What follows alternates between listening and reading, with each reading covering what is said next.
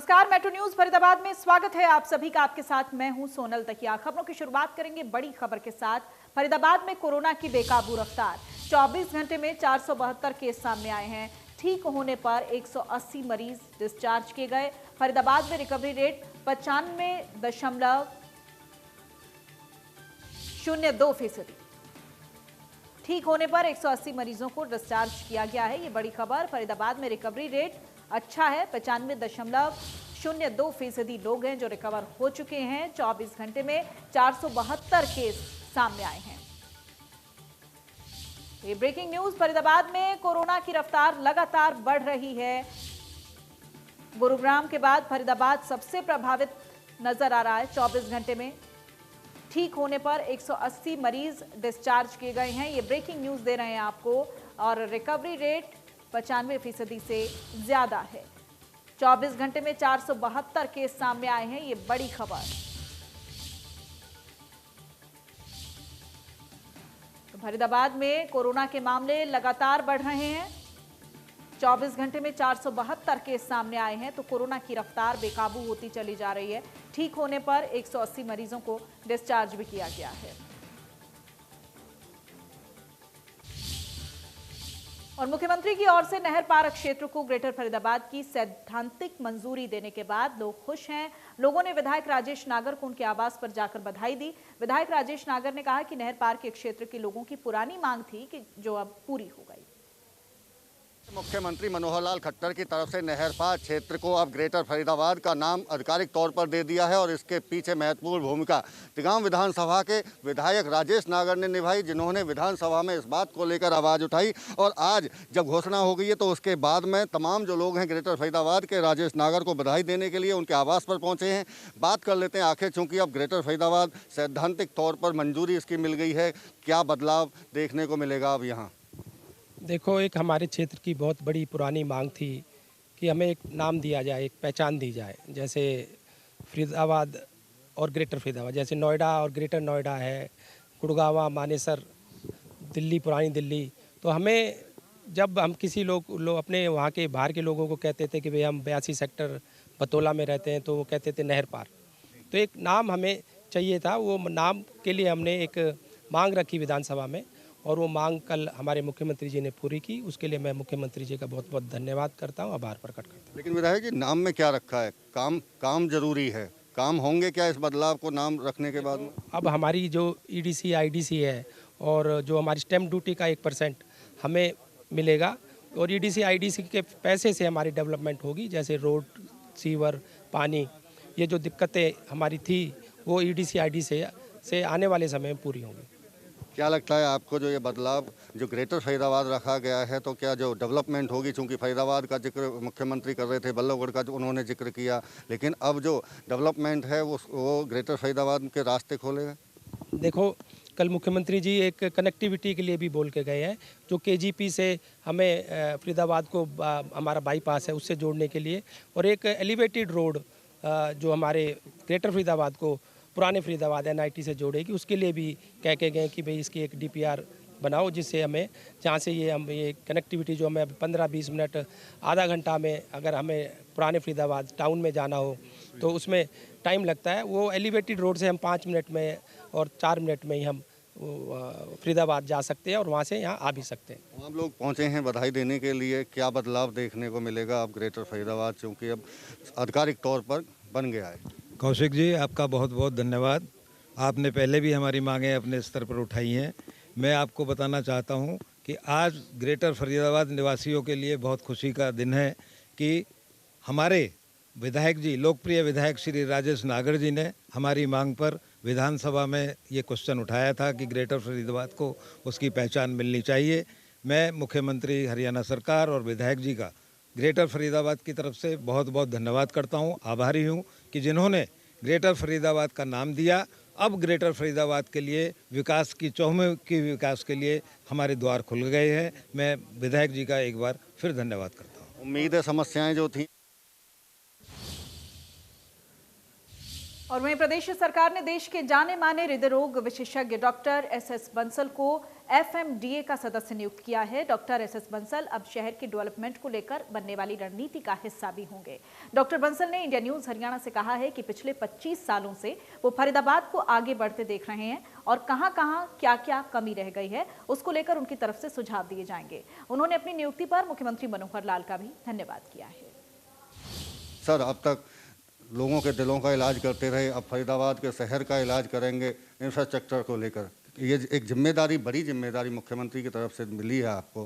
पहले तो ये जिम्मेदारी किस तरह की आपकी रहने वाली है उसके बारे में बताएं। जी, सबसे पहले तो हमारे माननीय मुख्यमंत्री जी का धन्यवाद करता हूं कि उन्होंने मुझे एक और गोल्डन अपॉर्चुनिटी दी है फरीदाबाद के लोगों के लिए, फरीदाबाद शहर के लिए। क्योंकि मैं 94 में जब फरीदाबाद आया था तो उस समय मेरे को एक बड़ी चुनौती ये थी कि फरीदाबाद में, पूरे हरियाणा में रादर, कोई क्वालिफाइड कार्डियोलॉजिस्ट नहीं था। तो मुझे कार्डियोलॉजी का कंसेप्ट नहीं था यहाँ पे। तो मुझे यहाँ पे कार्डियोलॉजी के एक बेसिकली मॉडर्न कार्डियोलॉजी और एडवांस कार्डियोलॉजी के लिए अवेयरनेस क्रिएट करने का चैलेंज था मेरे लिए। तो उस चैलेंज को निभाने के बाद मेरे को आज इतनी रिकॉग्निशन मिली कि मैंने उस मॉडर्न कार्डियोलॉजी को फरीदाबाद और हरियाणा को जो मैंने उसमें योगदान दिया उसकी वजह से मुझे पहचान मिली फरीदाबाद में। तो उसके लिए मैं लोगों का धन्यवाद करता हूं और पूरे हरियाणा का धन्यवाद करता हूं कि मुझे पहचान के रूप में उन्होंने ये मेरे को योगदान मिला इस शहर से और इस प्रदेश से। शहर के अंदर बेसिकली 3 शहर बन गए हैं जो अच्छी तरह से आपस में जुड़े नहीं हुए। तो मैं उसी सवाल पे आना चाह रहा हूँ, क्योंकि एक बड़ी जिम्मेदारी तो आपको मिली है ही, लेकिन अब इस जिम्मेदारी के साथ साथ में आपकी भूमिका FMDA में खासतौर से क्या रहने वाली है? जी, मेरी एक तो मैं as a cardiologist, as a doctor, मैं फरीदाबाद के जो विकास में जो हमारी मॉडर्न मेडिसिन की जो कमियां मुझे दिखाई देती हैं इस शहर में, वो मैं दूर करना चाहूँगा। सबसे बड़ी मेरी भूमिका ये रहेगी कि हॉस्पिटल, फरीदाबाद के हॉस्पिटल जो हैं वो कैसे अपनी सेवाएं बेहतर दे पाएंगे लोगों को। दूसरा, जो यहाँ के लोग हैं वो कैसे बेहतर हेल्थ की जो सेवाएं हैं वो प्राप्त कर पाएंगे डिस्ट्रिक्ट हॉस्पिटल से, गवर्नमेंट से, प्राइवेट से, सब तरह से। तो मेरी प्राथमिकता एक तो ये रहेगी।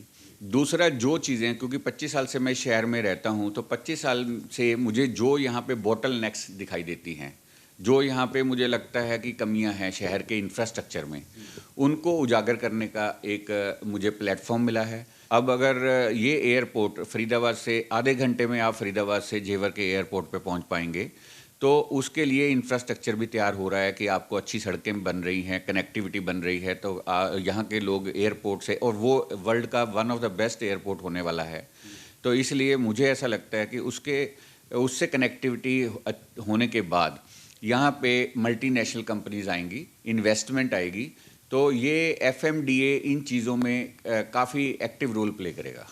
ये थे हमारे साथ देश के जाने माने हृदय रोग विशेषज्ञ डॉक्टर SS बंसल, जिन्हें एक बड़ी जिम्मेदारी मुख्यमंत्री मनोहर लाल की तरफ से दी गई है और इस जिम्मेदारी के तहत अब ये फरीदाबाद में जब विकास की रूपरेखा तैयार होगी तो अहम जिम्मेदारी उसी में निभाएंगे। फरीदाबाद से देवेंद्र कौशिक, इंडिया न्यूज। चलिए सीधा रुख कर लेते हैं इस वक्त की एक बड़ी जानकारी का। हरियाणा में आज से नाइट कर्फ्यू रहने वाला है। इस वक्त की बड़ी खबर है, रात 9 बजे से सुबह 5 बजे तक कर्फ्यू रहेगा। ये ब्रेकिंग न्यूज दे रहे हैं आपको। बढ़ते कोरोना केस के मद्देनजर सरकार ने ये फैसला लिया है। हरियाणा में आज से नाइट कर्फ्यू रहेगा। इस वक्त की ये बड़ी खबर है, रात 9 बजे से सुबह 5 बजे तक कर्फ्यू रहेगा।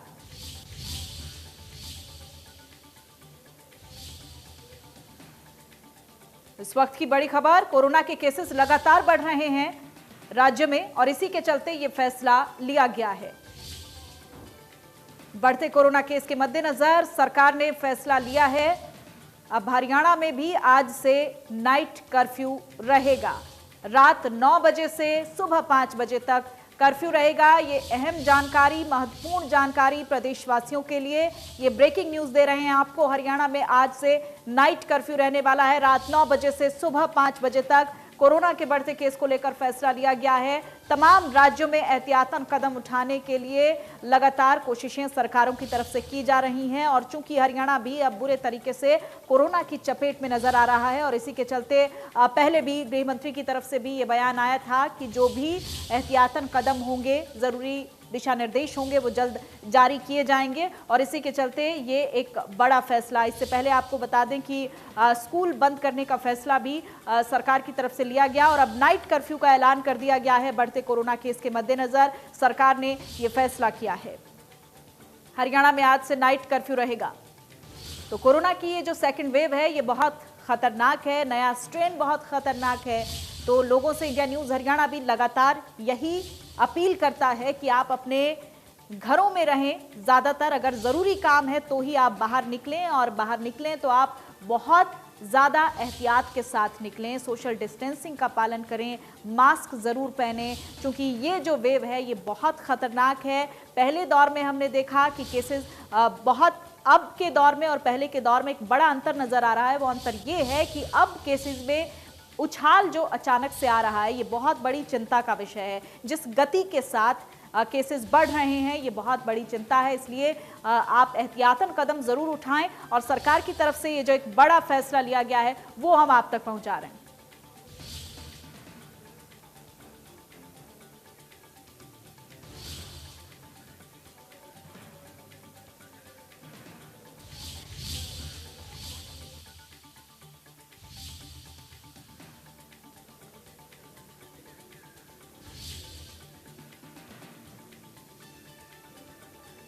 तो हरियाणा में आज से नाइट कर्फ्यू रहेगा और मेरे दो सहयोगी मेरे साथ ज्यादा जानकारी के साथ लाइव जुड़ गए हैं। चंडीगढ़ से विपिन परमार मेरे साथ जुड़ गए हैं और साथ ही दीपक शर्मा मेरे सहयोगी मेरे साथ जुड़ गए हैं। सबसे पहले विपिन आपका मैं रुख करूंगी। पहले ही ये बात हालांकि गृह मंत्री की तरफ से कही गई थी कि जल्द ही कुछ जरूरी दिशा निर्देश जो है, जरूरी ऐलान जो है वो किए जाएंगे और इसी कड़ी में अब ये ऐलान किया गया है कि नाइट कर्फ्यू रहेगा।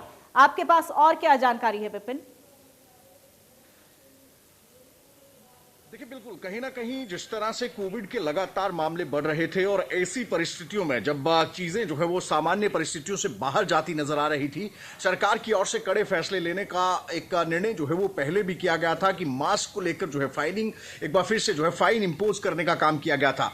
लेकिन परिस्थितियां बेहद बाहर थी क्योंकि लोग जो हैं वो मानने को तैयार नहीं थे। जो रूल और रेगुलेशंस हैं या गाइडलाइंस तय हैं उन पर कोई भी ज्यादा तस्वीरें जो हैं वो देखने को जो मिल रही थी वो भयावह कर देने वाली थी क्योंकि भीड़ भाड़ वाले इलाकों में लगातार लोग जो हैं वो ना तो नियमों की पालना करते नजर आ रहे थे ना तो गाइडलाइंस की पालना करते नजर आ रहे थे। ऐसी परिस्थितियों में सरकार की ओर से कड़ा फैसला किया गया है क्योंकि रोजाना की अगर आप कोविड बुलेटिन को देखें तो 2500 से ज्यादा मामले जो हैं, कई बार तो आंकड़ा अगर बात करें पिछले कल के आंकड़े की बात करें 2994 के पास जो है वो आंकड़ा पहुंचा।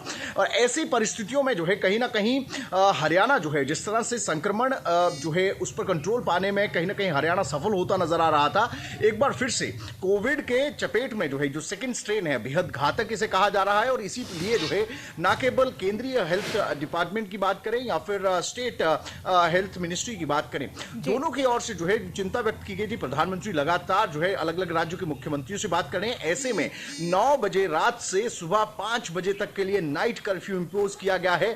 लाजमी सी बात है आज ये आदेश आए हैं तो आज थोड़ी लीनियंसी जरूर देखने को मिलेगी क्योंकि लोगों को इस बाबत जो है वो जानकारी मिलने में समय जरूर लगेगा। लेकिन सरकार की ओर से ये फैसला किया गया है क्योंकि क्योंकि राज्य की जो रिस्ट्रिक्शंस है, जिस तरह से चाहे वो फूड कोर्ट्स हों या बाकी जो दुकानें हैं उनको कहीं ना कहीं अब रिस्ट्रिक्ट करने का जो है वो काम किया जाएगा क्योंकि अमूमन दिन की अगर बात करें तो दिन में गर्मी का मौसम रहता है, ज्यादातर लोग शाम को निकलते हैं। वो ऐसी परिस्थितियों में हफ्ते के 7 दिन जो है अगर बात करें ये नाइट कर्फ्यू इंपोज किया जाएगा। इसके निर्देश जो हैं वो जारी कर दिए गए हैं। ऑर्डर की कॉपी थोड़ी देर के बाद इंडिया न्यूज हरियाणा के दर्शकों तक हम पहुंचाएंगे। लेकिन लाजमी सी बात है कि कहीं ना कहीं एक बड़ा फैसला सरकार की ओर से लिया गया है संक्रमण को रोकने की। बिल्कुल बिल्कुल विपिन, जाहिर तौर पर एक बड़ा फैसला है। दीपक मेरे सहयोगी भी बने हुए हैं मेरे साथ। दीपक, आप गुरुग्राम में मौजूद हैं और गुरुग्राम वो इलाका है जहां 5500 से ज्यादा केस हैं, सबसे ज्यादा प्रभावित है ये इलाका। और ये जो नाइट कर्फ्यू का ऐलान किया गया है इसको किस तरीके से आप देख रहे हैं दीपक, गुरुग्राम की परिस्थितियों को देखते हुए?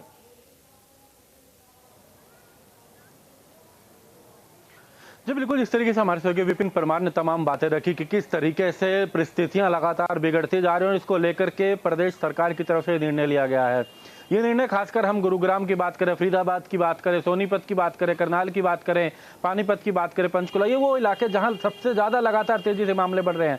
हालांकि हालात ये पूरे प्रदेश में कुछ इस तरीके से, पूरे देश में इस तरीके के हैं, लेकिन हम गुरुग्राम की जिस तरीके से बात कर रहे थे कि गुरुग्राम में 1000 के करीब प्रतिदिन मामले आने लग गए हैं। 1000 के करीब, कल का दिन बात करें 1084 मामले, अभी की भी बात करें तो रिपोर्ट तैयार हो रही है और लगभग 1000 के करीब आज भी मामले सामने आ रहे हैं। 24 घंटे में एक जिले के अंदर 1000 के करीब मामले सामने आना, ये भी एक चिंता का विषय। और इसी तरीके का हालात कुछ फरीदाबाद के हैं, इसी तरीके के और अन्य जिलों के हैं। इसको लेकर के सख्ताई के साथ पालन, ये निर्देश भी प्रदेश सरकार की तरफ से तमाम जिलों में पहुंचा दिया गया है। जो हमारी भी प्रशासनिक अधिकारियों से बात हुई है, 9 बजे से 5 बजे तक का ये कर्फ्यू जो है रात का, इसके साथ साथ 8:30 बजे तमाम दुकानें बंद करनी होंगी दुकानदारों को, यह भी निर्देश है। क्योंकि 9 बजे का कर्फ्यू का मतलब ये नहीं, उन्होंने स्पष्ट कहा है कि 9 बजे दुकानें बंद की जाएं, क्योंकि लोग 8:30 बजे अपने घर की ओर रवाना हो जाएं। तमाम लोग 9 बजे तक अपने घर पर हों, ये इस कर्फ्यू का मतलब रखा गया। इसके लिए तमाम बाजारों में भी इसका कहना है कि आज के दिन केवल संदेश दिया जाएगा। आज के दिन पुलिस के द्वारा गश्त बढ़ाई जाएगी, तमाम जिलों में सभी बाजारों में जाकर के ये मैसेज भी दिया जाएगा।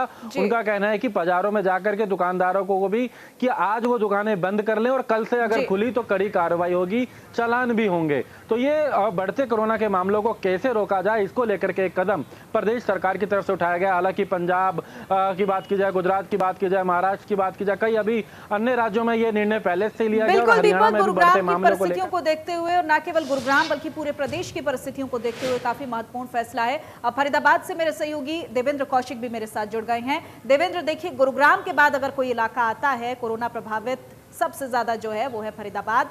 अब वहां पर अब किस तरीके की परिस्थितियां इस वक्त आप देख रहे हैं, और ये जो एक महत्वपूर्ण फैसला लिया गया है, नाइट कर्फ्यू का ऐलान किया गया है, उसके बाद परिस्थितियों में क्या लगता है, किस तरह के सुधार की संभावना? देवेंद्र।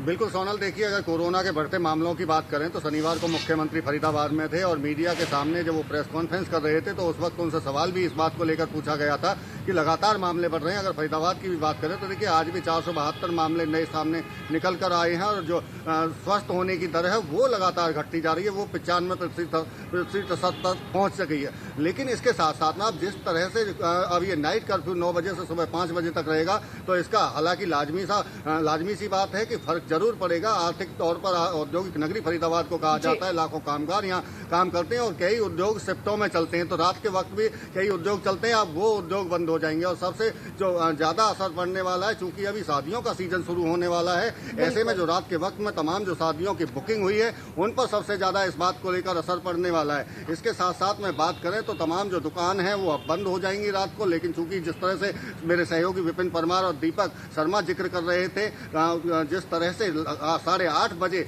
जो दुकानें बंद होंगी, ऐसे में मुश्किल वक्त उन लोगों के लिए होगा। लेकिन सरकार की तरफ से अब जो ये फैसला लिया गया है, कहीं ना कहीं कोरोना को देखते हुए जो बढ़ते मामले हैं, एहतियातन ये बेहद जरूरी था, क्योंकि लगातार मामले बढ़ रहे थे। और सबसे बड़ी बात, क्योंकि सरकार लगातार कोशिश कर रही थी जागरूकता फैलाने को लेकर, हेल्थ डिपार्टमेंट की बात करें चाहे जिला प्रशासन की बात करें, तमाम लोगों से अपील की जा रही थी, लेकिन लोग फिर भी समझने को तैयार नहीं थे और अब अंत में ये कड़ा फैसला सरकार को लेना पड़ा है।